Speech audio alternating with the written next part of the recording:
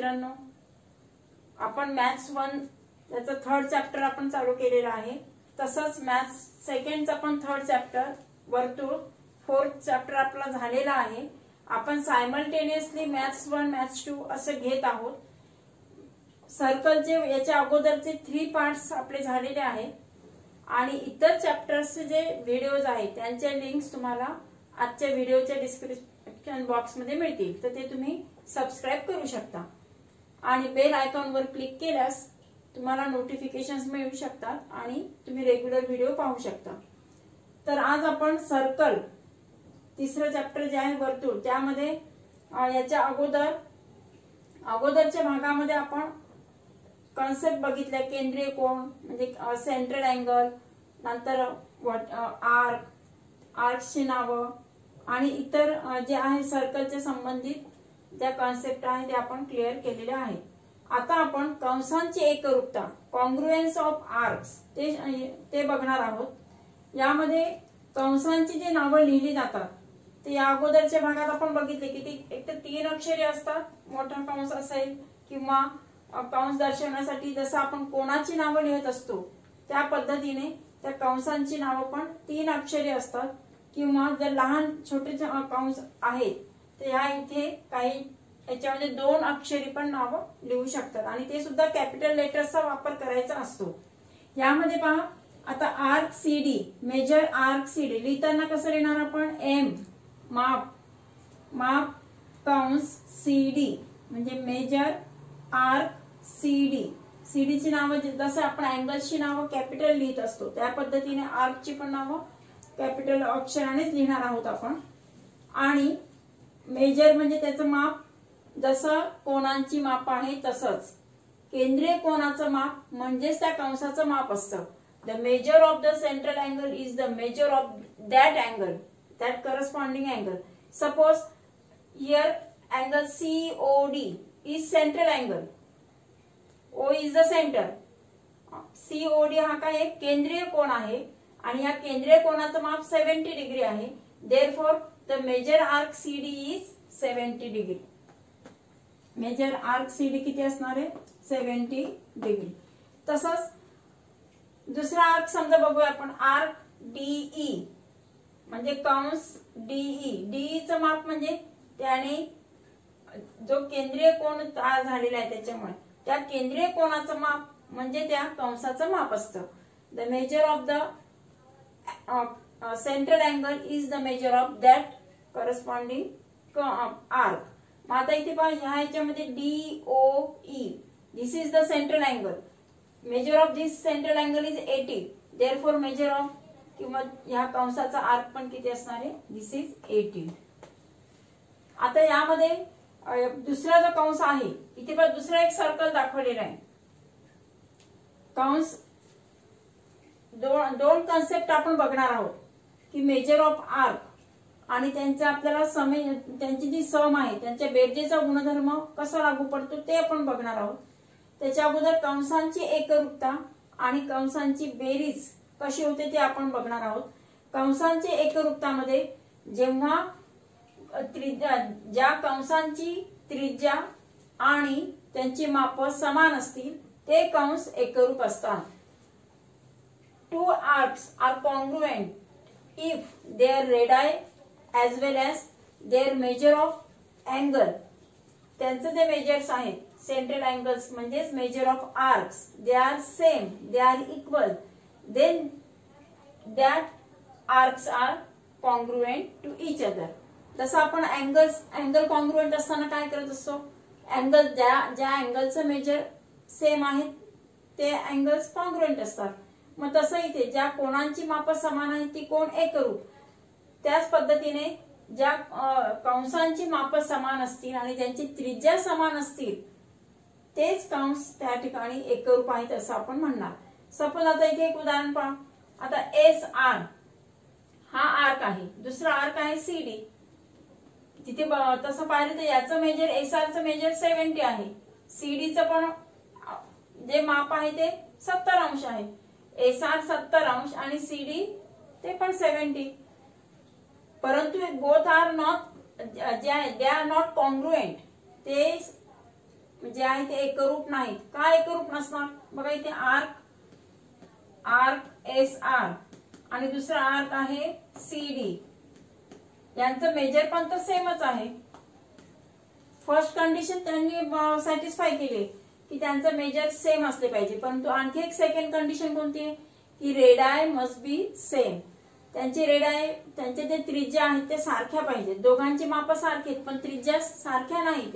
याची लेंथ, याची त्रिज्या पहा किती, इथे R1 ने दाखवले मी एस, आणि मोठ्या आर्कची त्रिज्या आहे ती OC, म्हणजे त्रिज्या त्यांची काय, त्रिज्या असमान आहे. R1 is not equal to R2. दोघांची त्रिज्या सारखी नाहीत. फर्स्ट सर्कल साठी त्रिज्या R1 घेऊया रेडियस, सेकंड सर्कल साठी radius R2 that is CO. दोघांची त्रिज्या समान नाही, परंतु या आर्कचं जे मेजर आहे, या कंसांची जी माप आहे ती समान आहे. तरी सुद्धा the arcs are not congruent. ते कसं म्हणणार आपण? Arcs are not congruent to arc CD. दोन्ही आर्क जे आहे ते काय कॉन्ग्रुएंट नाहीयेत. एकच कंडिशन सॅटिस्फाय झाली म्हणून. आता याच्यानुसार कोणते कंस एकरूप असू शकतात मग? बघा आता इथे आर्क सीडीचं मेजर 70 आहे, त्याची त्रिज्या आपण R2 घेतलेली आहे. तसंच दुसरा एक कंस इथे आहे बघ की त्याचं मेजर 70 आहे, आर्क AE. कंस AE चं मेजर आहे 70. त्रिज्या दोघांची पण R2 सारखी आहे, म्हणजे त्रिज्या दोघांची सेम आहे आणि मेजर पण सेम आहे. त्रिज्या काय दोघांची R इज सेम. दोघांसाठी त्रिज्या एकच आहे. मोठ्या सर्कल साठी आपण घेत आहोत OA, OC, OD आणि OE are the radius of the circle. त्यांनी तयार केलेला जो कंस आहे तो आता इथे कॉन्ग्रुएंट होणार आणि देअरफॉर मग कंस CD म्हणजे arc CD congruent to arc AE. दोन्ही कंडिशन सॅटिस्फाय केलंय की त्यांचं मेजर इक्वल आहे as well as their radii are also equal. दोघांचे पण त्रिज्या समान आहेत आणि माप समान आहेत, म्हणून त्यांना आपण म्हणणार कॉन्ग्रुएन्स ऑफ आर्क्स किंवा द आर्क्स आर कॉन्ग्रुएंट. म्हणजे अशा पद्धतीने कंसांची एकरूपता तुम्हाला ओळखता आली पाहिजे, त्याच्यासाठी ते आपण घेतलेले. आता दुसरी कन्सेप्ट बघणार आहोत आपण, प्रॉपर्टी ऑफ सम मेजर्स.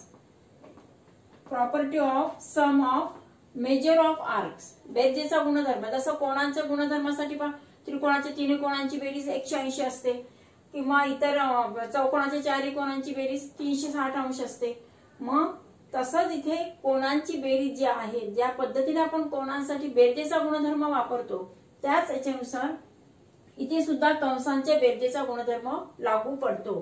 कंसांच्या मापांची बेरीज म्हणजे त्यांच्या जे करस्पॉन्डिंग जे माप आहेत, त्यांचे जे सांगत केंद्रीय कोण आहे ते केंद्रीय कोणांचं माप म्हणजे त्यांची बेरीज असते. आता समजा इथे पहा आर्क CD इथे CD plus arc DE plus arc AE, तिन्ही आर्कची जर आपण समेशन केलं, त्यांची जर बेरीज घेतली, arc CD plus arc DE plus arc AE, म्हणजेच कोणत्या आर्कचं मिळणार आपल्याला? Arc AED. आता काही वेळेस पहा CD plus DE plus AE is equal to arc AEC. संपूर्ण आता AEC घेऊया आपण. 3 आर्क्स आहेत त्याच्यामध्ये. तिन्ही आर्क्सची ऍडिशन जर केली तर 70, 80 आणि 70. इथे या CDचा मेजर 70, नंतर DEचा मेजर 80 डिग्री आणि याचा आहे 70. म्हणजेच किती मिळालं?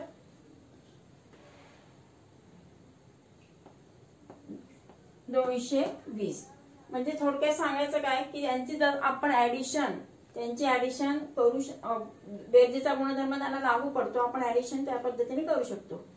किंवा संपूर्ण ह्या दोन आर्कची पण बेरीज जर केली तर हा 140 प्लस 70 म्हणजे किती झालं? 210 त्याचं मेजर आहे. म्हणजे अशा पद्धतीने कोणतेही जे आर्क्स आहेत त्या आर्क्सची तिथे ऍडिशन करता येऊ शकते. आणि संपूर्ण आता इथे किती आर्क्स आहेत पहा, AB हा एक आर्क आहे, BC, CD, DE आणि AE आर्कची नावं लिहिताना पण त्या पद्धतीने आर्क शब्द लिहूनच व्यवस्थित major arc CD plus major arc T अशा पद्धतीने नावं लिहायची आहेत. त्यांचं मेजर जे आहे अशा पद्धतीने त्यांची बेरीज जी आहे ती बेरजेचा गुणधर्म तिथे वापरता येतो. आता मेजर आर्क AD ची मला जर बेरीज घ्यायची असेल तर कोणत्या दोन कंसांची बेरीज आहे ती? It is the sum of major arc AE and major arc DE. दोघांची बेरीज म्हणजेच काय मिळालं आपल्याला? त्या आर्क म्हणजे AD चा मेजरमेंट 150 आहे, 150 आहे. हा 70 अंश आणि हा 80 अंश. या दोघांची बेरीज केली तर या दोन्ही कंसांची बेरीज किती असणार आहे? टोटल 150. तर अशाच पद्धतीने आपण त्या ठिकाणी बेरजेचा गुणधर्म वापरू शकतो. किंवा मेजर आर्क AC, संपूर्ण AC म्हणजे कोणते दोन आर्कची बेरीज आहे? AB अधिक BC. म्हणजे अशा पद्धतीने तुम्ही कंसांची बेरीज आणि वजाबाकी करू शकतो आपण. तर त्या कंसांचे बेरीज वजाबाकीचा गुणधर्म वापरून आपल्याला पुढची उदाहरणं सोडवायची आहेत. त्या अगोदर आपण त्यावर आधारित कंसांवर आधारित जे प्रमेय आहे ते बघूया. एकरूप कंसांच्या जे जीवा असतात त्यावर आधारित आपण एक प्रमेय बघणार आहोत.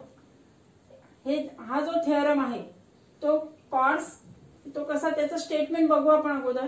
The chords corresponding to congruent arcs. Chords corresponding to congruent arcs. Arcs तुम्हाला कॉन्ग्रुएंट दिलेले आहेत. ऑफ अ सर्कल और कॉन्ग्रुएंट सर्कल्स आर कॉन्ग्रुएंट. त्यांचे जे कॉर्ड्स आहेत कोणते कॉर्ड्स? तर करस्पॉन्डिंग टू कॉन्ग्रुएंट आर्क्स.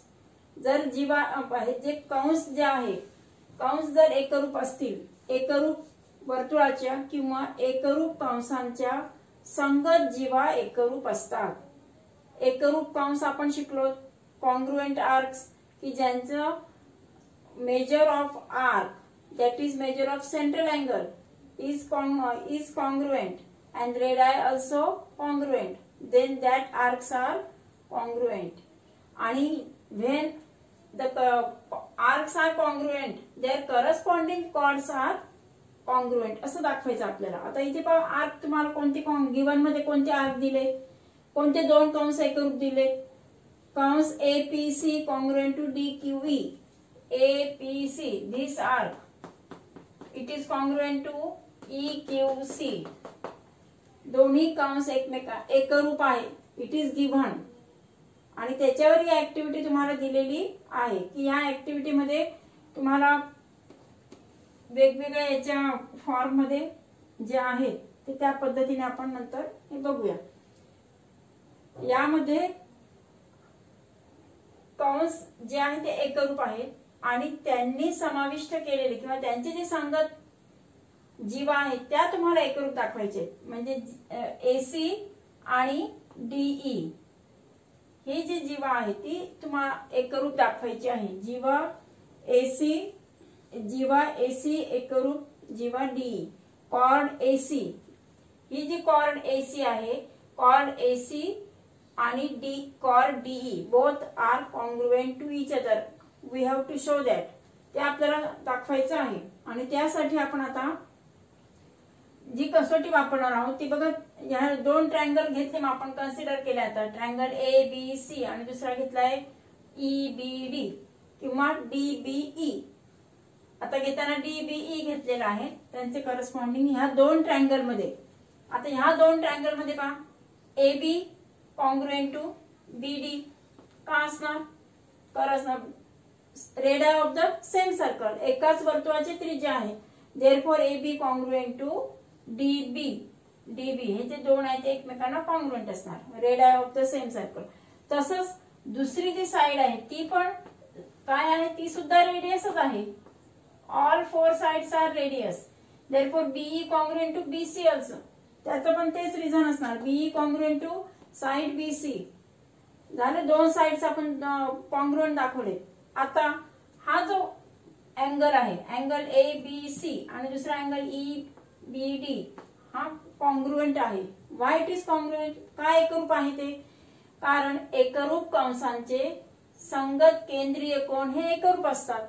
केंद्रीय कोनाचं माप म्हणजेच त्या कंसाचं माप आहे. आता कंस जर एकरूप असतील तर त्यांचे माप सुद्धा एकरूप असणार. कंसांची व्याख्या आहे ती एकरूप कंस. Measures of the congruent arcs. Arcs are congruent, therefore their measure of central angles are congruent and therefore angle ABC आणि angle DBE both are congruent to each other. म्हणून आपण तिथे जे बॉक्सेस दिलेले आहेत अशा पद्धतीने तुम्हाला ऍक्टिव्हिटी दिलेली आहे पुस्तकात. तर ती हे जी सिद्धता आहे ते ऍक्टिव्हिटीच्या स्वरूपामध्ये तुम्हाला विचारू शकतात. Triangle ABC congruent to triangle DBE by SAS test. बाकोबा बाजू कोण बाजू. बाकोबा कसोटीनुसार दोन्ही त्रिकोण एकरूप आहेत आणि एकरूप त्रिकोणांच्या संगत बाजू. आता AC ची संगत बाजू काय? DE. ED किंवा DE म्हणणार आपण त्याला. AC ची संगत बाजू DE. Corresponding sides of congruent triangles, therefore AC congruent to DE. आणि AC काय आहे? AC is the chord. AC ही जीवा आहे. जीवा AC जी आहे ती जीवा DE ला एकरूप आहे. म्हणजे अशा पद्धतीने chord AC congruent to chord DE by SAS test. हे जे प्रमेय आहे ते आपल्याला नंतर पुढे गणितासाठी वापरायचं आहे. पुढचा आणखी याचाच व्यत्यास आपण बघूया. एकाच वर्तुळाच्या एकरूप जीवांचे संगत कंस एकरूप असतात. हे प्रमेय आपण आता बघणार आहोत. याच्या अगोदरचं जे प्रमेय आपण बघितलं त्याचा हा व्यत्यास आहे. It is the converse of the previous जो थेरम आहे त्याचा. तर थेरमचं स्टेटमेंट बघूया आपण. Corresponding arcs of congruent chords of same circle और congruent circles they are congruent. आता बघा काय दिलंय. आता करस्पॉन्डिंग आर्क्स दिले. Corresponding arcs of congruent chords of a circle are congruent. त्याचे जे संबंधित आर्क्स आहेत पण कुणाचे तर कॉन्ग्रुएंट कॉर्ड्स. जर जे कॉर्ड्स दिलेले आहेत आपल्याला कॉर्ड AC आणि दुसरा कॉर्ड घेतला आपण DE यांचे करस्पॉन्डिंग जे आर्क आहेत ते आपल्याला कॉन्ग्रुएंट दाखवायचे आहेत. एकरूप जीवांचे संगत कंस एकरूप असतात. एकरूप जीवांचे संगत कंस. ते संगत कंस जे आहे कंस एकरूप दाखवायचे. We have to prove the arc APC congruent to arc EQD. आता तुम्हाला कॉर्ड कॉन्ग्रुएंट दिलेले आहे. मागच्या वेळेस काय होतं कॉर्ड कॉन्ग्रुएंट दाखवायचे होते. कंस जे आहे कंस तुम्हाला एकरूप दिलेले होते. कंस मीन्स जे आर्क्स आहेत आर्क्स आर कॉन्ग्रुएंट. हे जे होते ते आपल्याला हे करायचं होतं. आता आपण त्याची जी सिद्धता आहे त्याच्यामध्ये फरक एवढाच आहे की हे जे दोन साइड्स होत्या अँगल ट्रायंगल ABC यामध्ये आणि दुसरा ट्रायंगल EBD या दोन्ही ट्रायंगल्स मध्ये दोन साइड्स कोणकोणत्या दोन साइड्स आहेत. AB ची करस्पॉन्डिंग साइड BD आणि BC ची corresponding side BE. They are radii of the same circle आणि देअरफॉर मग काय होणार BE congruent to side BC आणि दुसरं AB congruent to side DB. दोन साइड्स कॉन्ग्रुएंट आहे मागच्या थेरम सारखं. आता फक्त इथे काय दिलंय तुम्हाला की जे हे जे आहे chords given chord AC congruent to chord ED. AC chord AC congruent to chord ED. ह्या दोन sides already radii of the same circle therefore they are congruent. But AC आपल्याला गिवन दिलं की कॉर्ड येते. Chord AC congruent to chord ED आणि chord म्हणजेच it is the side of the triangle and therefore AC congruent to DE. म्हणजे तीन sides congruent झाले. Therefore triangle ABC congruent to DBE by SSS म्हणजे बाजू बाजू बाजू या कसोटीनुसार दोन्ही त्रिकोण एकरूप आहेत आणि एकरूप त्रिकोणांच्या संगत कोण एकरूप असतात. The corresponding angles of congruent triangles are congruent. आता हा जो अँगल आहे angle ABC congruent to EBD. Both angles are congruent. Why they are congruent? They are the corresponding angles of congruent triangles. Therefore हे जे angles आहे ते congruent आहे आणि ह्या अँगल्सने जो समाविष्ट केलेला कंस आहे तो because it is central angle ABC आणि EBD both are the central angles. ABC congruent to EBD central angles आहेत आणि सेंट्रल अँगल्सने जो ऑक्युपाय केलेला जो कंस आहे APC आणि दुसरा आहे EQD बोथ आर कॉन्ग्रुएंट. केंद्रीय कोनाने समाविष्ट केलेले कंस एकरूप असतात. द आर्क्स विच आर कोणते केले त्यांनी included by the central angle of ABC हा घेतला that triangle they are congruent and therefore arc APC congruent to EQD आणि म्हणूनच मग तो सेंट्रल अँगल कॉन्ग्रुएंट आहे म्हणून त्याचं corresponding chords are also congruent. Therefore chord AC congruent to chord DE. म्हणजे अशा पद्धतीने हे जे दोन प्रमेय आहेत ते अतिशय महत्वाचे तुमच्यासाठी. त्याच्यावर आधारित उदाहरणं पण आपल्याला बघायची आहेत आणि याच्यावरचे जे प्रूफ जे आहे ते प्रूफवर आधारित ही ऍक्टिव्हिटी येत असते. दोन जे प्रमेय आहेत याच्या अगोदरचा आणि हे असं दोघां एकमेक त्याचा कॉन्व्हर्स आहे हा. दोघांची पण ऍक्टिव्हिटी जी आहे ते तुम्हाला अशा पद्धतीने त्याचं प्रूफ ऍक्टिव्हिटीच्या फॉर्म मध्ये विचारू शकतात. तर आपण पुढच्या भागामध्ये त्याच्यावरची उदाहरणं बघूया.